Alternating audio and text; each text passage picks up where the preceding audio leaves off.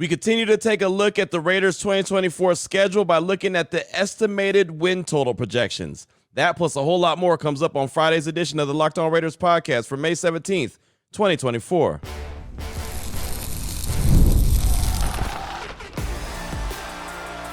You are Locked On Raiders, your daily Las Vegas Raiders podcast. Part of the Locked On Podcast Network, your team every day. And welcome here, Raider Nation, to another edition of the Locked On Raiders podcast. Thanks so much for making the show your first listen of the day. Make sure you subscribe or follow for free on YouTube or wherever you get your podcasts. To get the latest edition of the show, soon becomes available. As always, if you're giving us a look on YouTube, it's dope. Thanks so much. We appreciate that. The show grows each and every day. That's because of your consistent support. And also, my man Ari does a great job each and every day getting us up on YouTube, making sure we're looking good and sounding good. We definitely appreciate him. Check him out on Twitter at Ari Producers. You can hit me up as well at your boy Q254. And we got the Locked On Raider podcast voicemail line 707-654-4693. Your calls and texts are coming up in segment number 3 of the show. Got a lot of great feedback. Lots on the quarterbacks, lots on the schedule, lots on the primetime games, lots of different conversation. We'll get as much in as possible coming up in segment number 3. Segment number 2, Cynthia Frelund from the NFL Network does a fantastic job. She's the lead analyst, analytics expert there at NFL Network. She went through and did estimated win total projections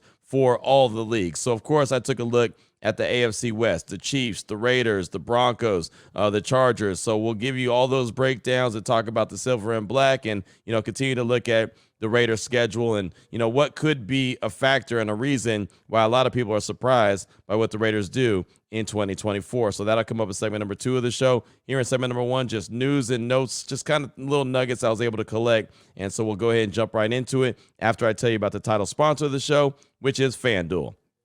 Make every moment more. Right now, new customers get $150 in bonus bets with any winning $5 bet. It's $150 with any winning $5 bet. Visit FanDuel.com/lockedon to get started. I'll tell you a lot more about them later on in the show. But off top, want to tell you about the Raider offseason program, how that continues. Found out on Thursday that we'll be back out at the Intermountain Health Performance Center. Raiders HQ will be out there on Tuesday for OTAs. They have May 20th, May 21st, and May 23rd for the next phase of OTAs. And like I said, we'll be out there available to check out practice on Tuesday. So that'll be on the 21st. We'll talk to all 3 coordinators before practice. So we'll catch up with offensive coordinator Luke Getsy, defensive coordinator Patrick Graham, also special teams coordinator Tom McMahon. So it'll be great to catch up with them.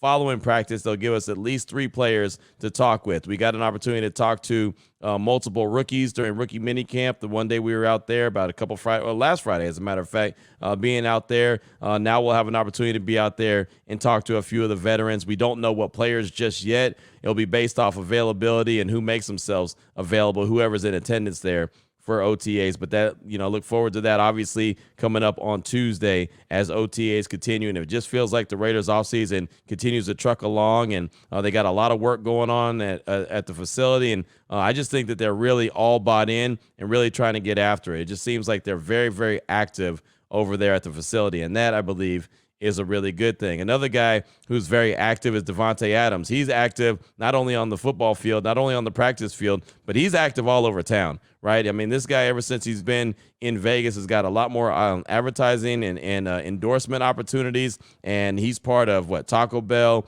part of the Jordan brand, obviously. He's also part of MGM, the rooms, right? The MGM resorts, all the properties that they have in and around town. And so scrolling through Twitter on Thursday evening, I actually saw a video of him going through the Raiders' home schedules and basically inviting folks from out of town to come into town, but going through the schedule. And it was kind of cool. I thought it was pretty funny, a cool little moment for Devonte Adams. And again, just another opportunity. So here it is real quick. It's only a minute long, but it's Devonte Adams going through the Raiders games, home schedules, as a little form of advertisement for MGM Resorts. Visiting Vegas for football season, are we? Don't worry. Got you covered. Carolina, we know how the big cats like to live. Hey, Cleveland, did I mention we're dog friendly? What's up, buddy? Hey, we got towels. Promise they ain't terrible. And KC, we know you had a little fun in our town last year. It's okay. Look, we may not be a mile high, but our view's still pretty good. And don't be concerned, Atlanta fans. You got nothing to worry about. Jacksonville, we know you ready to have some fun. Look, it may not be a bolt of lightning, but we bring the heat more than anybody. Only thing that can't be covered around here is me.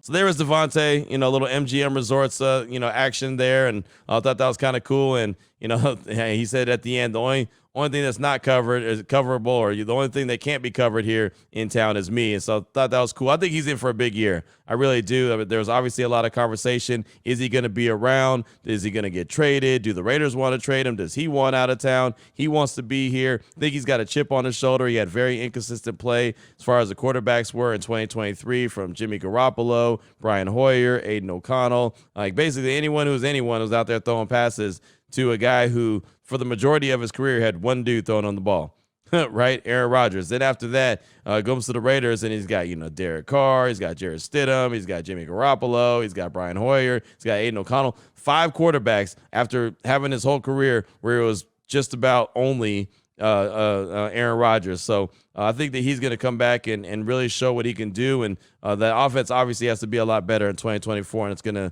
lead the way by Devonte Adams and how he goes. My final little nugget I have for you for segment number 1 of today's Locked On Raiders podcast. Got a news and notes. Talk a lot about the Raiders and their primetime games and the fact that the Raiders only got 2 in 2024. And, a lot of people don't even think about that Black Friday game as a primetime game, but it's a standalone game. So anytime that there's only one game in action and it's your game, I consider that a primetime game. The NFL considers it a primetime game. That's why they have them listed as 2 primetime games throughout the year. But it doesn't really matter, right? You can call it whatever you want. Obviously, the Raiders didn't get blessed with a whole bunch after getting 6 last year. And it's funny. They did pretty good as far as the win-loss total when it comes to their primetime games that they had in 2023. Week 3 against the Steelers, they lost that one. Week 5 against Green Bay, they won that one. Week 8 at Detroit, lost. Week 10 versus the Jets, won. Week 15 versus the Chargers, won. Week 16 at Kansas City, won. So 4 out of 6, they won their games, but the viewership rankings weren't very high. Week 3 versus Pittsburgh, they were ranked 3rd. Week 5 versus Green Bay, another game at Allegiant Stadium, they were ranked 5th. That's a Monday Night Football game. Week 8 at Detroit, that was Halloween. They were ranked 6th. Week 10 versus the Jets, they were ranked 5th. Week 15 versus the Chargers, they were ranked 8th. That was that Thursday night game when the Raiders put up 63 points. And then Week 16 at Kansas City, Christmas morning, they were ranked 3rd. So there's a whole bunch of different reasons on why the Raiders didn't get so many primetime games. Another big reason why they got a lot in 2023 was the fact that the NFL was showing off Allegiant Stadium.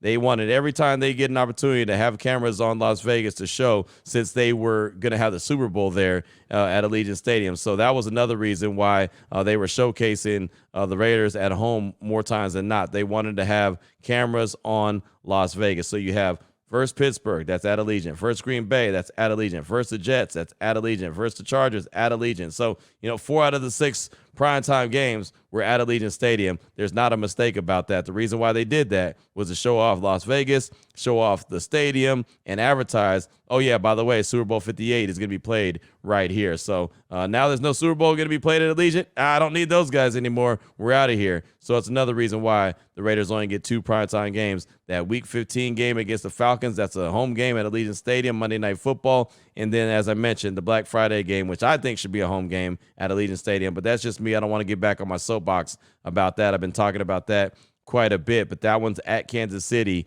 on Black Friday. So those are the only 2 primetime games that the Raiders have in 2024. Coming up in segment number 2, win total projections for the AFC West. Talking Chiefs, talking Chargers, talking Broncos, and talking Silver and Black. Cynthia Frelund from NFL Network, she put out her estimated win total projections, and we'll talk about it next in segment number 2 of today's Locked On Raiders podcast.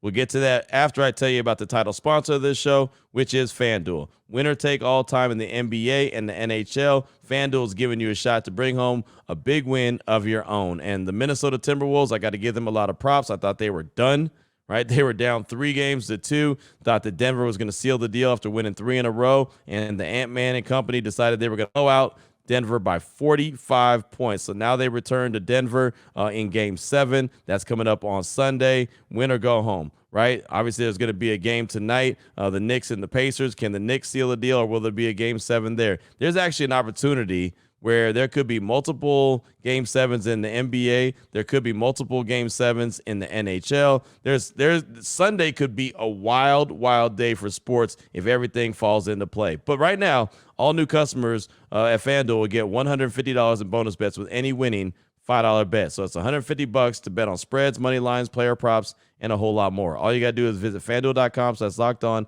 Make every playoff shot count. FanDuel, America's #1 sportsbook. All right, Raider Nation, here we go. Segment number 2 of today's Locked On Raiders podcast. Want to go over the win total projections for the AFC West. Good friend of the show, Cynthia Frelund from NFL Network, NFL.com. It's where you can find all her work. Does a fantastic job. She is an analytics expert. I'm not a big analytics guy, but I understand how much analytics is brought into the mix. And she does a fantastic breakdown. She did it for all 32 teams. I'm not going into all 32 teams. I'm not even going into all the AFC. I'm just worried about the AFC West. I'm worried about the Chiefs, Chargers, Broncos, and the Raiders. And that's it, right? That's all that we care about here on the Locked On Raiders podcast. So she put out her win total projection. She did it right after the schedule dropped. She's fantastic. She's been on my show. She's been on this show multiple times. Matter of fact, trying to get her on my radio show this afternoon to talk about the piece that she put out, the win total projections for the AFC West. And before I get into it and break it down the way that she has it broken down, do want to let you know kind of what all goes into her ideas. She said, here's how to read these win projections. Using the projected 53-man rosters as of May 14th, I ran 150,000 simulations for all 272 regular season games. Now, that's a lot right there, 150,000 simulations, right? Quick note, barring injuries, which are typically the biggest source of uncertainty, I have made roster projections using the best information available. So she goes on to say, it's May, for goodness sake, so you should check back for the updated versions of these win total projections just before the season starts.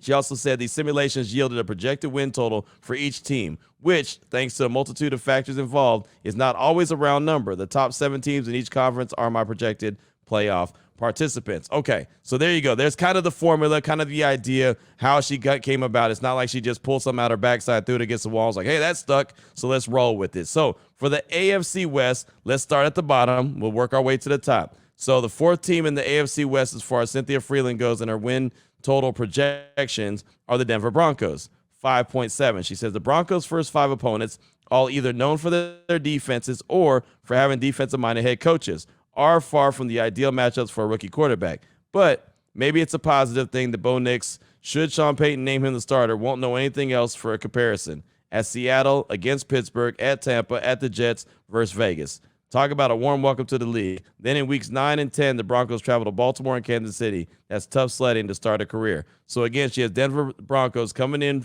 4th with a 5.7 win total projection. Up next, the Raiders, 6.4 wins. But before you get up in arms about what she has to say about the Raiders, she does go on to say, the Raiders have an interesting amount of upside this season, and so my gut tells me my model is underestimating them.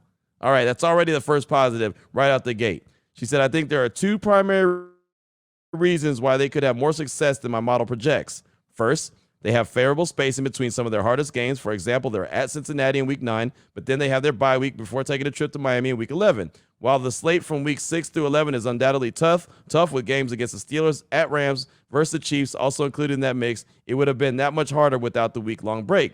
The second reason is that they have nearly equal win odds in the games before and after their week 10 bye, meaning one half of their schedule isn't more lopsided than the other. The main explanation for why my model is down on the Raiders is the uncertainty under center. Vegas will likely need at least average quarterback play to be competitive in the AFC playoff race. And that's where I'll pause. Again, she has the Raiders at 6.4 wins, but that last line to me is encouragement. Vegas will likely need at least average quarterback play to be competitive in the AFC playoff race. I think that the Raiders can get at least average quarterback play. And that's not me sliding Aiden O'Connell or Gardner Minshew. Let me go ahead and throw that out there first. That's not me sliding them at all. I'm saying that that's the least they can do, is give you average quarterback play. It doesn't say that they need to have elite quarterback play. It doesn't say that they need to have great quarterback play. It doesn't even say that they need to have good quarterback play. It says at least average. I think those two dudes can give more than average quarterback play, and especially with AP leading the charge and the defense obviously holding up their end of the bargain and the weapons that are around the quarterback. As long as the offensive line is better than it was in 2023, or it looks like an upgrade and looks like it very well could be, then I think that their quarterback play could be better, way better than average. And so that's what makes me go back to what I was saying on Thursday when I talked about the win-loss total, what my window was, and I said 9-8 to 10-7. That's why, because I expect the quarterback play to be better than average. And I think most of Raider Nation does as well. Now, I know there's a few, had a couple guys hit me up and say, I'm not watching until they get an elite quarterback. I was like, all right, well, then don't watch. I mean, it's like, it's that simple. Well, they only have 2 primetime games, but I'm not watching anyway. Okay, well, it doesn't matter if they have 10 primetime games. If you're not watching, who cares? Like, I'm not trying to convince you. That's what I'm not going to try to do, is try to convince you to watch a game that you most likely are going to watch anyway, even though you say in May that you're not. It's cool. It's not a problem.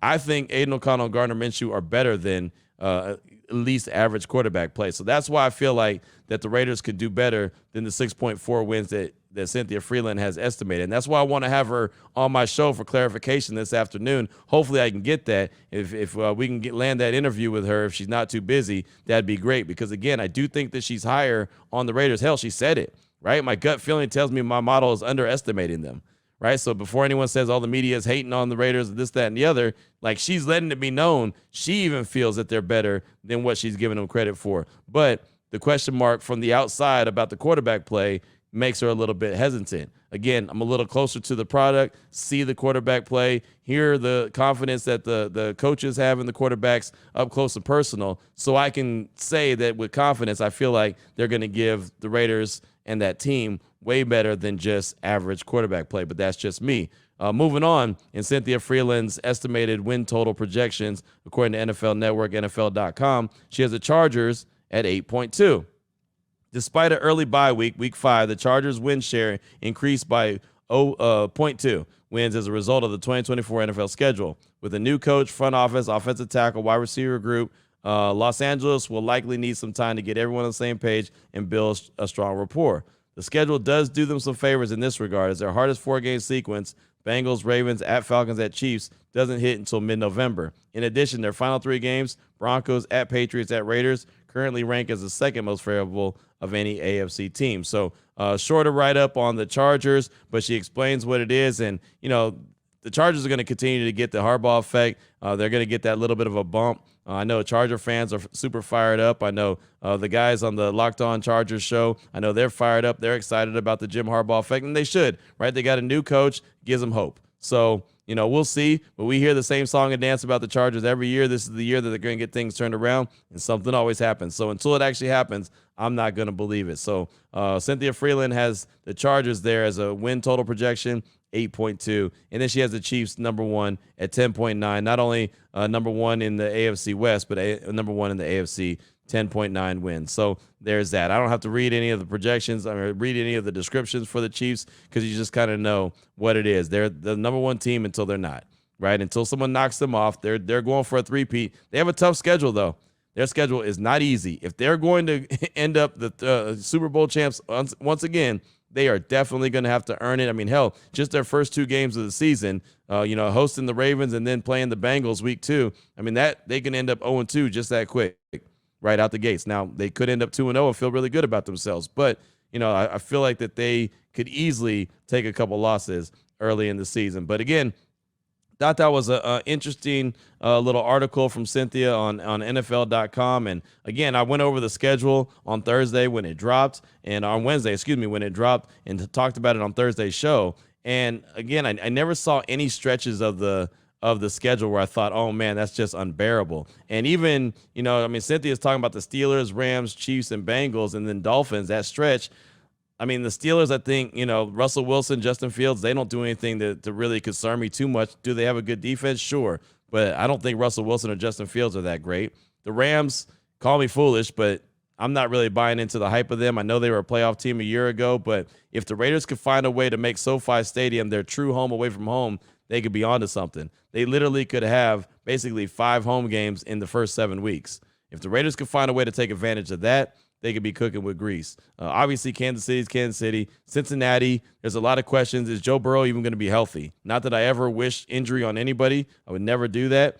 But he's got to prove that he could be healthy. And by week 9, will he be? That's a question, right? Will Cincinnati have issues going on with their wide receiver that wants to be traded, or maybe their wide receivers threatening to shut it down? Like, there's a lot of factors that could play a role in what Cincinnati's got going on. Then having that bye week before they head to South Beach, I think is a great thing. So the schedule seems like it's kind of laid out for them where it's not too bad. Is it some tough teams? Absolutely. Right? Is the strength of schedule pretty tough? Sure. Right. But again, the way that it's spread out and the way that the season ends with those 4 games, 3 out of the 4 at home, and none of those 4 teams are playoff teams in 2023, I really think that that's an advantage for the Silver and Black. They can hang around. I mentioned this on Thursday's show. They hang around. They can end up really stealing, maybe a win number 9, win number 10 at the end of the season and sneaking their way into the playoffs. I would love to see the Raiders end the season, week 18, at home versus the Chargers,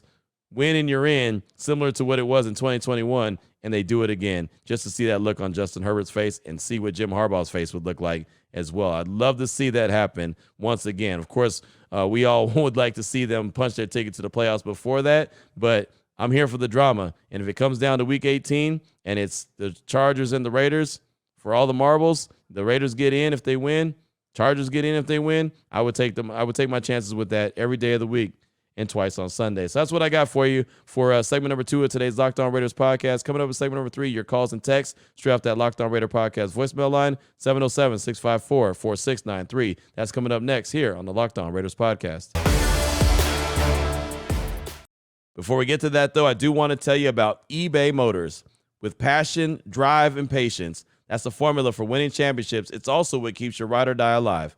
eBay Motors has everything you need to maintain your vehicle and level it up to peak performance. Superchargers, roof racks, exhaust kits, LED headlights, and more. Doesn't matter if you're into speed, power, or style, eBay Motors has you covered. With over 122 million parts for your number one ride or die, you'll always find exactly what you're looking for. And with eBay Guaranteed Fit, your part is guaranteed to fit your ride every time or your money back. With eBay Motors, you're burning rubber, not cash. With all the parts you need at the price you want, it's easy to make your car the MVP and bring home huge wins. Keep your ride or die alive at ebaymotors.com. Eligible items only. Exclusions apply. eBay Guaranteed Fit only available to U.S. customers.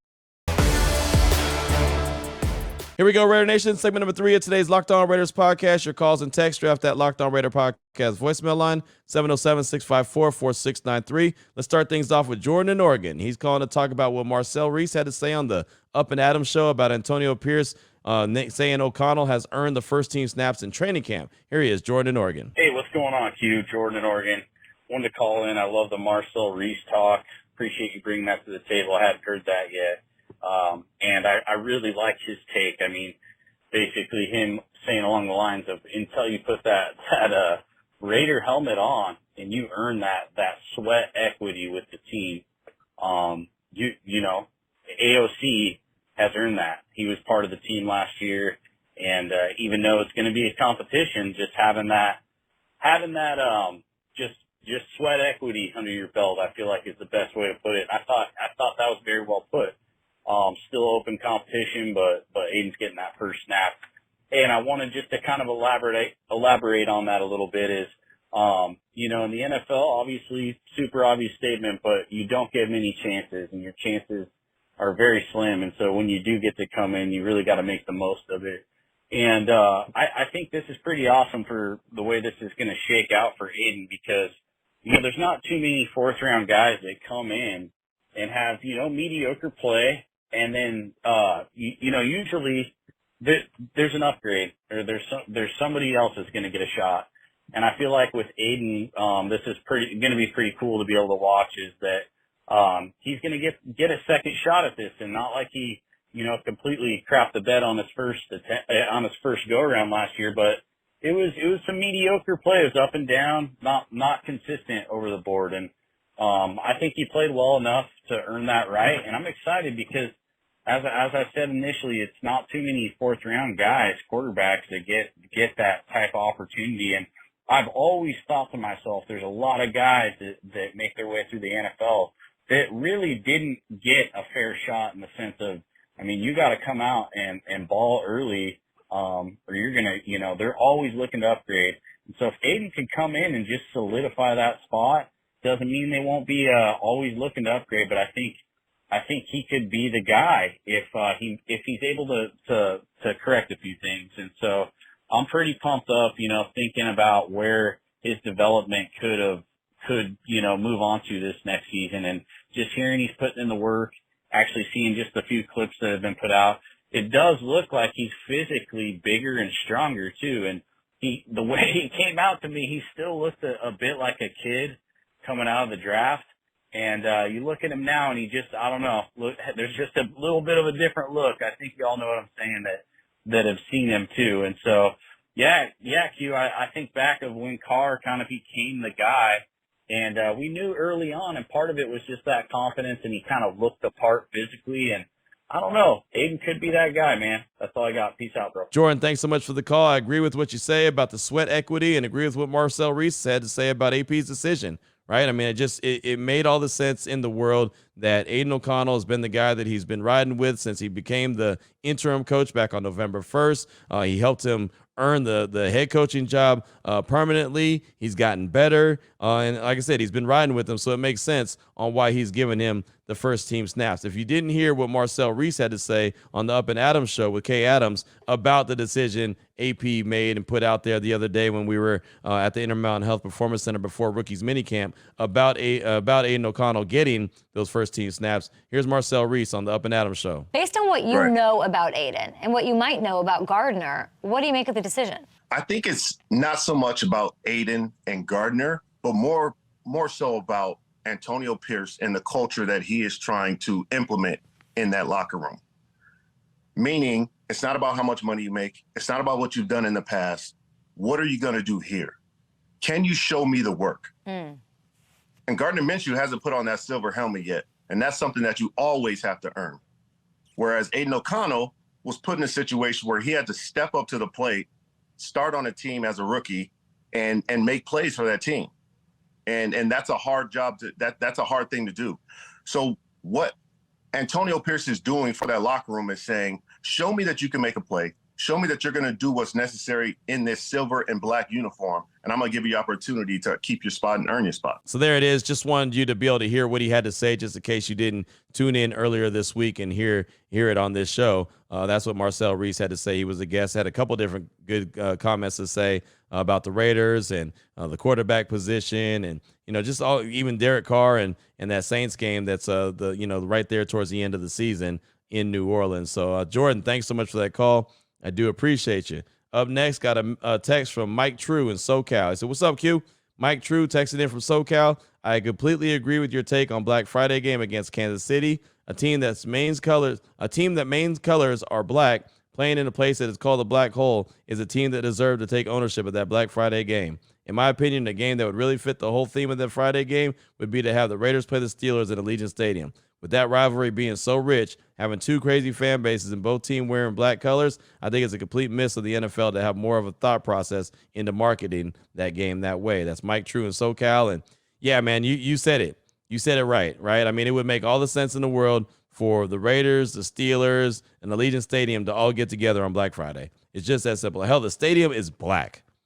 It's all the way black. So yeah, you already know how I feel about it. I just think that it's a big miss by the NFL and the schedule makers for not going in that direction, having the Raiders play at Allegiant Stadium for Black Friday. Again, don't tell me it's because the team's not good, because hell, we had to watch how many years of Lions football on Thanksgiving.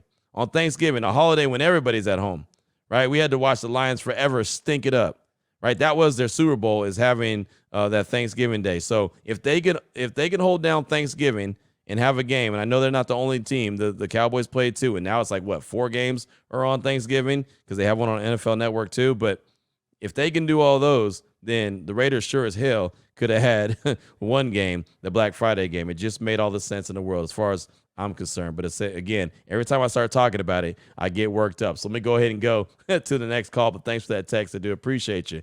Up next, got a call from Raider Meatloaf. He's calling to talk about the quarterback position and also building around superstars. Here he is, Raider Meatloaf. Hey, Q. It's Raider Meatloaf here. Just wanted to give some, I guess, my opinion. When you have superstars on your team, you build around them. Right now, the biggest superstar that stands out on the Raiders is Max Crosby. And we're building around him. We're building around Max. I understand Devonte Adams is a superstar, but at the same time, you got to say we built around him. He might not have Patrick Mahomes, Josh Allen, but those are two quarterbacks in the league. Even if we drafted a quarterback, they're not going to be playing at their level.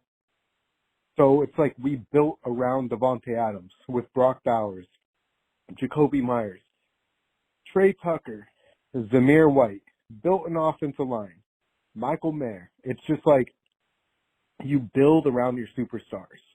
And that's what we're doing.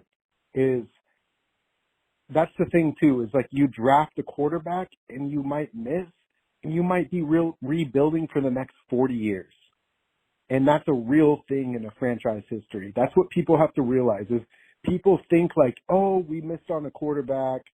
We'll get it in a few years. Franchise rebuild. If you don't win a Super Bowl, you're rebuilding no matter what. The end goal is to win a Super Bowl, not go to the playoffs, not go to the AFC West championship. It's to win a Super Bowl. If you're not winning a Super Bowl, you're still in rebuilding phase. So what we did is we're building around our superstars. Devonte Adams, Max Crosby, and we'll see how the quarterback situation plays out, but at least we know we have competitors in the building. That's it. At the quarterback position. That's it. Aiden O'Connell, Gardner Minshew, they're going to compete. They know how to compete. They're going to talk their stuff, and they're going to compete. That's all I want. All right, man. Take care. Meatloaf, thanks for the call. Appreciate you. And, yeah, I mean, I think for the most part, everyone agrees with you, right? The Raiders have competitors in the room. They have guys that have proven to be able to win games, right? Minshew and O'Connell, they've done that. They've been there, done that. And as far as building around the superstars, they're definitely doing that, right? I mean, the defense has been the biggest strength. They go out and get Christian Wilkins, so that improves the defense. It's going to make everybody better on the defensive side of the ball. And then offensively, they go and get Brock Bowers. They go and get JPJ. They go and get DJ Glaze. I mean, they're adding to the team and building, as you mentioned, around the superstars. So yeah, I think they're doing exactly what you're saying, and I don't think anyone disagrees with you. Now, where I do disagree with you is on the whole, if you're not winning the Super Bowl, you're rebuilding. Only one team could win the Super Bowl a year. So there's not 31 teams in the league that are rebuilding. Now, there are teams in the league that are rebuilding, but I think we can all go through the teams in the NFL and say, okay, these teams, they're right where they need to be. They just, have to keep on grinding to get where they go. But the team is solid. They're in a good position. They're continuously making the playoffs. They're a threat each and every year. And then there's other teams that you could look at and say, yeah, they've got a lot of work to do. They're rebuilding. But there's not 31 teams in the league that are rebuilding. That's where I do disagree with you. But thank you so much for the call. I do appreciate you. Up next, got a text from 307 Raider out of Wyoming. Say, yo, what's up, Q? 307 Raider out of Wyoming, just to chime in about the schedule. First off, completely agree with the Black Friday game. The NFL is the dumbest smart kid that I know. I don't understand why that couldn't be in Allegiant Stadium, but whatever. I guess we at least play on Black Friday, so that's progress. But overall, I like the schedule. The bye week is in a great spot for us. The potential cold weather games are mainly in the first part of the season, so that helps. And I agree on your record predictions, either 9 or 8 or 10-7, and squeak in the playoffs. I'm going to say it's going to be awesome season, so I'm saying we're going to go 12-5. We'll win all the LA games, and we'll sweep the Chiefs this year. Just putting it out there in the universe, LOL. I fully believe in AP and this team, and it's the start of the Raiders constantly being a playoff Super Bowl contender. I believe this season will be a stepping stone to greatness again, make the Raiders great again. But anyway, thanks for what you do for the Raider Nation. I listen every day, and thank you for being you. Let's go Raiders. Raider Nation for life. That's 307 Raider out of Wyoming. Thanks so much, and that would be a hell of a season. You're right. That would be an amazing season. 12-5, making a deep run into the playoffs. Potentially, if you're 12-5, you're potentially winning the division. That would be fantastic. I do think the AP is the right guy for the job. I think you're going to see the AP effect on this team I think they finally got their coach, right? I mean, it's been a long time since they've had the right coach, since John Gruden the first time. They've been searching and searching and searching and searching. I think they finally got it right. Now, he's obviously got to go out there and prove it. He's got to go win games. Just because he says what it, sounds good. He walks the walk. He talks the talk. They've got to be able to go out there and get W's. It's a win-loss league. He knows that. He's been saying that since day one, and they've got to go out there and do it. But I really do believe in AP and think that he is the right guy. I think they finally found their head coach. So thanks so much for that text. I do appreciate you. We'll close out with a call from Derek in Connecticut. That's the 860. He's calling to talk about what he heard when he tuned into the Locked On Chargers show to get their reaction to opening up against the Raiders. Here he is, Derek in Connecticut. Hey, Q. This is Derek from Connecticut, the 860. Longtime Raider fan. Been listening to the podcast for a couple years now. Love the what you spread. I had to, after the schedule came out, I listened to your podcast, and I had to definitely just check out what the Chargers were saying about opening up against the Raiders. So I had to check out their Locked In podcast. And if the Raiders need any motivation, they just need to listen to that. Because they basically came out and said that they have a better offensive, defense, special teams, everything is better than the Raiders. They think it's going to be an easy cakewalk beating the Raiders this year. They said, we used to own them. We should own them. It was a good laugh. They didn't take anything out of our defense last year when it got better, but it was definitely a good laugh. So if the Raiders do need that motivation for that first game, which I really don't think they're going to need anyway, just listen to that podcast. So Raiders are going to have a good season. I can already tell. Just have that feeling. The new regime is going to pump this team up. So, hope you're having a great day. Raider Nation for life.